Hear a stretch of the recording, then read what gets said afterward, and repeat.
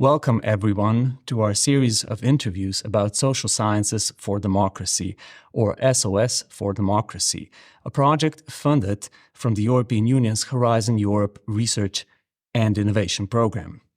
In the series of interviews, we'll be talking with the individuals involved in the project to try to explain their specific field of research and what their contribution will be. I'm Jure Kosec, and I'm a journalist with Delo, Slovenia's leading national daily newspaper, which is the only news organization participating in SOS4Democracy. Sitting opposite me is Vasja Badalič. He is a senior researcher with the Institute of Criminology at the Faculty of Law in Ljubljana. He's also the driving force behind SOS4Democracy. Vasja, welcome. Hello, Jure. Thank you for having me. Vasja, when we think about illiberalism, illiberal democracies in a European context, the first thing that usually comes to mind is the democratic backsliding witnessed in Hungary or Poland. But illiberal trends can be observed in many other European countries as well, right? Yes, of course. The cases of Poland and Hungary are the most clear examples of illiberal systems. Most of the research done in the past years has been focused on Poland and Hungary, because over there we can really see how, let's say, an illiberal system, authoritarian system almost looks like.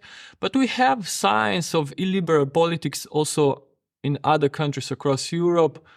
For example, we have in our neighboring country, Italy, we have now, I think, a far-right illiberal government with Giorgia Meloni and her Brothers of Italy party. This party emerged from the fascist movement in the past. Then we have, recently we have seen in the Netherlands, the victory of the Party of Freedom of Geert Wilders, and he will form a government soon. And then we have in Serbia, in our region, Vučić, his government. And also in other countries, we see how such parties are gaining a lot of popularity. For example, even in core European countries, the most powerful countries in France and Germany, we see how such parties are gaining support among the people. For example, in Marie Le Pen in France, she has been, present for a long time. She has been very close also to gain power. She has now a very strong base, among the voters. And then on the other hand, in Germany, we see also how the alternative for Germany is gaining support. Recent polls have shown, that more and more people are supporting this party. And, if you look also beyond Europe, across the world, we have seen many cases of illiberal systems. For example, in Turkey, in Russia. These are practically now authoritarian systems for a long time. And also in Brazil, we had the Bolsonaro government for many years. Now, in the vicinity of Brazil, in Argentina, we have now a new leader, Milei, who is, I think, also a far-right illiberal politician. And also the US has not been immune with Trump. Of course. I mean, we have seen, how he refused to accept the results of the election, how he instigated an insurrection against Congress, and he showed that he is an illiberal leader. And I mean, all these developments have shown us how wrong was Francis Fukuyama when he declared, the victory of liberal democracy. And he said, after the end of Cold War, that liberal democracy has won, and this is now the dominant system of government that we have, and that there is no competition against this system of government. But now we see these new ideas emerging, and this kind of politics is more and more powerful. Yeah. Can you explain a bit how the idea for a project such as this came about? I mean, I can imagine from your answer right now, the thought process behind it. But can you? Yeah, but the initial inspiration was what was happening in Slovenia during the coronavirus health crisis.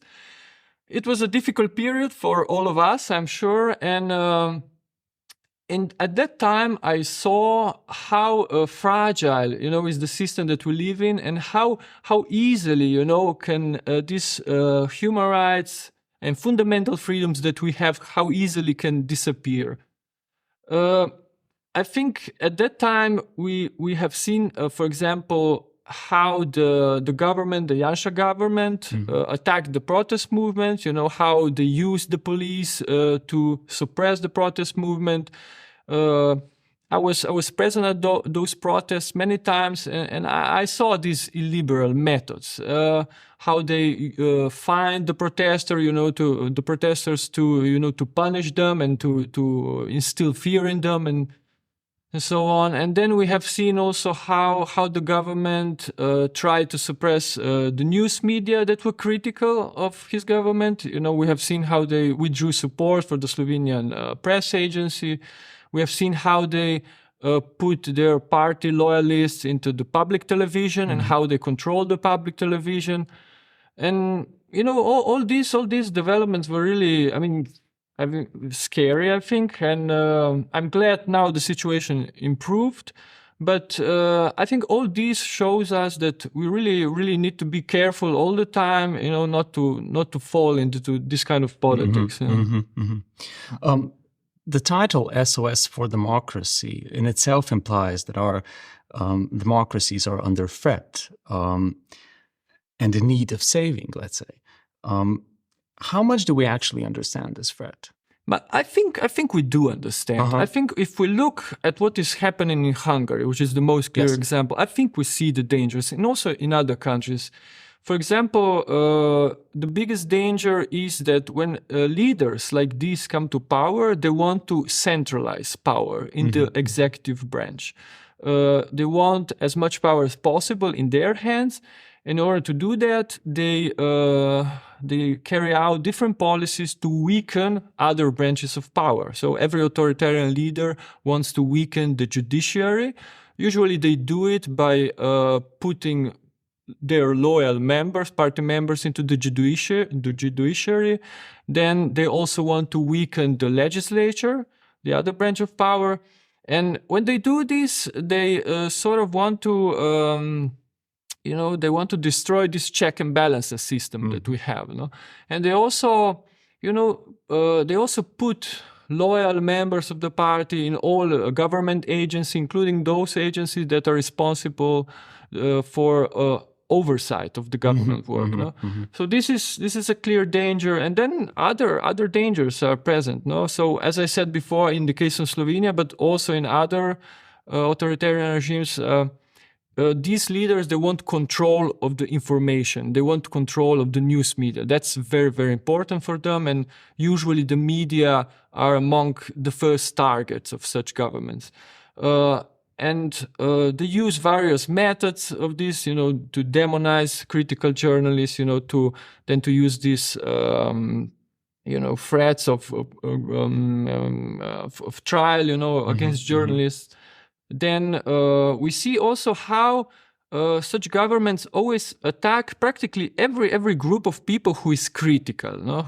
So this can be critical scholars, they can be, trade unionists, they can be a non-governmental organization. Non-governmental organizations are very often the targets of such governments, practically in all these illiberal regimes, NGOs are always presented as some sort of parasites, that they just steal money, taxpayers' money, and that they support, migrants and so on. And so this is also a danger. And usually across Europe, we can see how such regimes, such governments attack religious minorities, usually Muslims. They see them as as a danger for European values, European civilization, and then they attack ethnic minorities, usually from Arabic countries or the Middle East, North Africa, and and one other thing that I think it's also important. These illiberal leaders, they seem, I think all of them, they are climate change deniers, like Trump, and I don't know if really all of them, but usually this is part of their politics, which is a really I think, dangerous because climate change is, I think, the most key issue of our time. We need to really to seriously, as soon as possible now, address this issue because it really threatens our way of life. And when I see, politicians who come to power, but whether they are illiberal or liberal, it doesn't matter. But when they come to power and they deny climate change, that I think is a real threat, for our society. These movements are not just populist. More often, often they are also very popular. One of the aims of the project is to explore the impact of illiberal practices. Do you expect that that will also help you find an answer to the question what makes illiberalism so appealing to many voters? Yes. If we take a look at the past research on an illiberal system, we can see that there are many different reasons why people choose these parties. I think probably maybe the main reason is that many people are, unhappy. They were unhappy with the results of liberal democracy. They feel that they were alienated, they marginalized. So liberal democracy over the past decades has produced really huge inequalities. The ultra-rich are getting richer and richer, the poor are getting poorer and poorer, and many people feel that liberal democratic systems did not address, their needs, that they felt marginalized. And when you have such a situation, there is always, room for new parties, new populist leaders who provide quick, simple answers, solutions, to the problems. And for example, these far-right parties, they always, present global economy as a threat, and they want more national economy, so more jobs for the local population. That is what they promise. It is a question if they deliver this, but they often say this. And I think this is perhaps one of the reasons why people then, who are desperate and marginalized in the current system, and also they are unhappy with, with the old parties, because there is always, in the old parties, there's also some corruption and, problems, and people so look for new solutions. And then other reasons, I think, is that, these far-right illiberal parties, they're very good at creating fear among the people, and also, indicating to the people who are those who for blame, for our problems. And one issue is the migration issue. So this is like one of the major topic of these parties. And they are really, really good at instilling fear, of migrants. They present migrants as people who will bring crime to us. They will steal our jobs. They will bring diseases and other stuff. So people then, out of fear, probably they see in these parties, these politicians, people who maybe they will help them. They will help them to defend Europe, from migration. So this is another reason, and maybe also this fear of, I don't know how to say, maybe diversity, let's say, illiberal parties also talk often, how dangerous are groups, for example, LGBT groups, how, they will also destroy our traditional values. And probably some people, really feel that we need to defend, these more traditional values. And that's why they then vote for illiberal parties. Vasja, who else is involved in this project? We already mentioned the Institute for Criminology and, of course, Delo. Yes, in total, we have 10 partner organizations from 5 different countries. We have both academic and non-academic institutions. So we have, on one hand, we have universities, and then we have NGOs, and also, as you mentioned, Delo, a news media organization. And we have, for example, from Brussels, from Belgium, we have Freie University. Then we have from Rome in Italy, we have 2 organizations, Roma Tre University, the Faculty of Law at Roma Tre University, and Libera, which is an NGO working on corruption and crimes of the mafia. Then in Bosnia and Herzegovina, we have two partners as well. We have an academic partner, the Faculty of Law of the University of Sarajevo, and we have also Zašto ne? This is a local NGO who is doing great work on government accountability. And in Turkey, which is really a good case of authoritarian rule, we have three partners from Turkey, two academic partners, Boğaziçi University and Bozyagin University, and also a non-academic partner called Istanbul. Istanbul is a political think tank from Istanbul, and they're doing research and doing also policy recommendations in the field of human rights, democratization, the fight against poverty, and so on. Yeah. So this is our group. It's a very diverse group, and we really hope for a good cooperation. Yeah, great. I mean, it's a really interesting mixture. The project brings together researchers, journalists, and civil society activists. How exactly will their paths cross in the next 4 years? So what we will be doing over the next 4 years is that we will go as visiting scholars or as visiting journalists to our host partner organizations. So these secondments that we will do at host institutions will be from the academic sector to the non-academic sector and vice versa. So what we want to do is a mix, to let's say to cross these divisions, between the academic and non-academic sector. And we hope to do a lot of knowledge transfer, let's say to share the knowledge that we have and to present to each other what we do, for example, the academic organizations will bring, to other partners knowledge on research methods, on how to collect and gather data, how to analyze data, then provide knowledge about theories and conceptualization on illiberal regimes. Then the partners from the non-governmental sector, from non-governmental organizations, will provide different things. For example, we have Libera from Italy. They focus mostly on corruption and the mafia. They're very good, at campaigning. They have a lot of campaigns. For example, they collect evidence from victims of corruption of the mafia, to create a memory of all these crimes.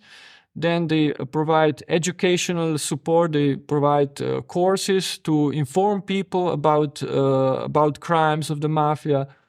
Then they do also. They are involved in programs on how to distribute the things, the buildings that are confiscated from the mafia, and how to distribute this to the population, to the Italian population. And also they provide assistance to people, for example, who want to seek legal redress on the courts, and they help these people. Yeah. Then, for example, Zašto ne, also this organization from Sarajevo, they will provide us knowledge about government accountability. They have a program in which they check, how the government is fulfilling the promises that they made, and whether they are doing what they promised that they will do, or whether they are not doing it.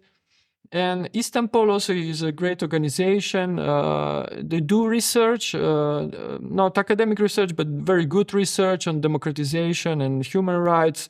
So I think also they will be able, to explain to us, their methods and how they're doing. Also from Delo, we expect also a great cooperation. We hope, also to learn, for example, how better to present, our work, our results to the media. I think sometimes the academic sphere is maybe too closed. I think often we are unable to reach the people, to present our work to the people, to a larger audience. So we hope, that here maybe we will be better, at reaching the people. Yeah. Well, I'm certain we'll do our best to help you with that. But you yourself, you have experiences from both sides. I mean, before you became a researcher, you were also a freelance journalist. How has that influenced your academic work? Well, when I started work as a journalist, this was after I finished my PhD. I was not able to find work in the research institution, so I started as a journalist, and it was one of the most fruitful and interesting periods of my life. I really enjoyed it. At the time, I already started let's say, to do research on the things that I'm still researching. So this contemporary armed conflict. And I started to go to Afghanistan, to Pakistan, to Iraq, and I was writing for the Slovenian news media. And I learned, most of all, how important it is to spend as much time as possible, among the people on the field, let's say, and to collect information from the people, to do the interviews, to be embedded, in that area where things are going on, where war is.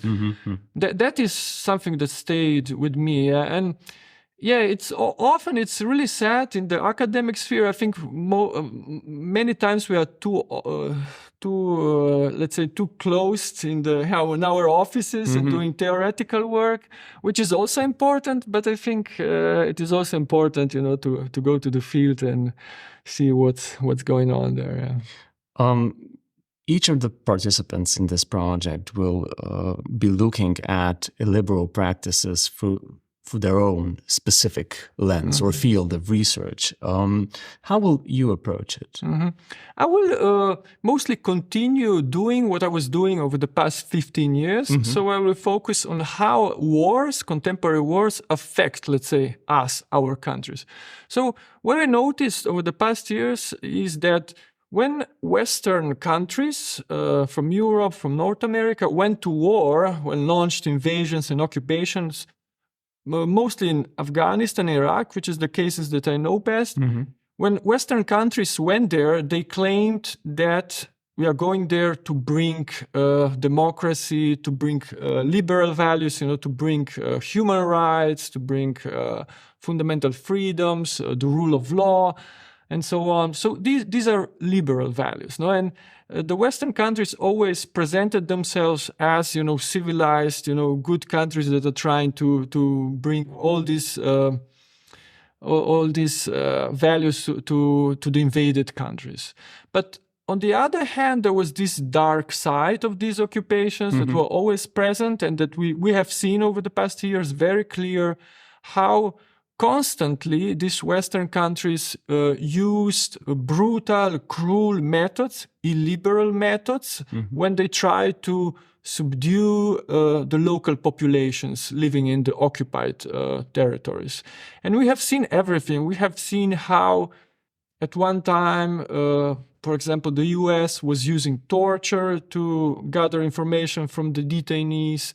We have seen how later, during the Obama administration, they outsourced torture to the local police and local intelligence services in Afghanistan, for example. Then we have seen how they were arbitrarily detaining people all the time. In total, in Iraq and Afghanistan, more than 100,000 people were detained arbitrarily. Most of them were innocent civilians, as later the US military also admitted. And these people had no rights. They were not allowed to go in court. Many times they were not even provided the information why they were detained. They were not allowed to challenge, the reasons for detention on court. So this again was another illiberal method. Then we have seen also extrajudicial killings. I've done a lot of research on how drones were used for killings of people. For example, innocent civilians who were just standing in the vicinity of fighters and were treated as fighters and killed in the so-called crowd kills. So all this was going on all the time. And here in war, we see how actually, the difference between liberal and illiberal parties and liberal and illiberal governments is actually non-existent, because we have seen over the past 20 years in this post-9/11 era, governments changed. So we had conservative governments, liberal governments in all these European countries and North America. But all the time, war was going on, and all the time they used various cruel, illiberal methods against the local population in the occupied areas. So here it seems in war, that there is almost no difference, between liberal and illiberal governments, because they are both the same. It seems as if these wars have really a lot of support from all parties, in Europe and in North America. So, in other words, and to sum up, liberal democracies and their values are tested not just at home but also abroad.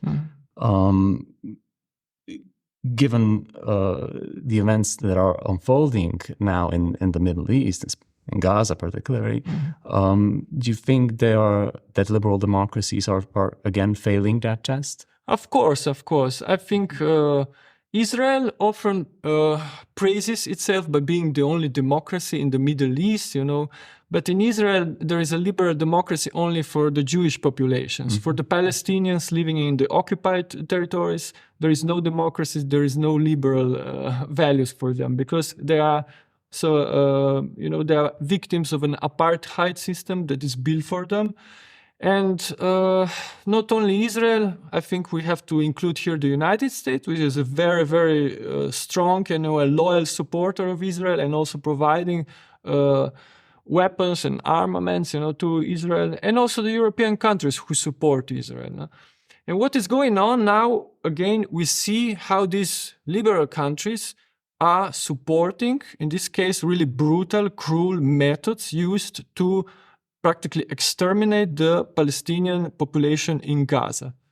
What is going on is a genocide. We have to call it like this because it is a genocide. We have the population in Gaza confined within a very small piece of land and being endlessly bombed. And they cut off electricity, they cut off fuel. There's not enough fuel in Gaza. They destroyed the infrastructure. They destroyed, I think, according to the last figures, about 60% of buildings are either damaged or destroyed. And the schools has been bombed. Then hospitals have been bombed. And just last week we have seen, how the UN has said that about 1 million people are in danger of starvation. Now we are in a situation where about 1 million people, maybe even more, are not able to eat every day. This is, for example, this siege, Luis Moreno Ocampo, the former prosecutor at the International Criminal Court, he said that this siege, this cutting off of all the basic things that they need for life in Gaza, this siege is a genocide. Because Israel is not fighting against Hamas. Israel is fighting against the entire population of Gaza, and many people have already died, and I'm afraid many more will die. And this is, it's really disappointing how, so-called liberal democracy in Europe and North America are reacting to this with either with silence or with support for this genocide. So again, liberal democracy has failed, I think. Yeah. Well, we're not ending on a high note, but Vasja, I want to thank you so much for your time. It's been great talking to you, and I wish you the best of luck with your research wherever it takes you. Thank you very much, Jure, and I hope to see you also on other occasion. I also hope that we will really cooperate well in this project. Yeah. I'm sure that we will. Thank you. Thank you. I hope our viewers enjoyed our conversation as well, and will join us again for the rest of the series. Have a nice day.